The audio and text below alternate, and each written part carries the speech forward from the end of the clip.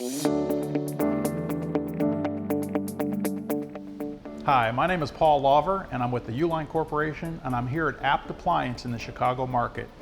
Today I'm going to show you how to change the water filter inside the Uline 3-class Nugget ice machine. Open the door.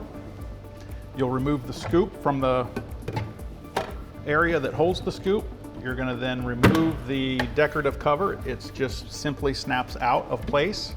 And behind that cover is a taste and odor filter that would be changed each time that you go through a descaling cleaning process for the ice machine.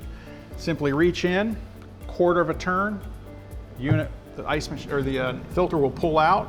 You'll have a replacement filter. You'll take that, unbox it, and then you're going to simply place it back in. Quarter of a turn, you'll feel it lock into place. What you will want to do is, once the new filter is in place, is you want to press and hold the water dispenser and run roughly a gallon of water through that filter to remove any large particles that are still in that filter.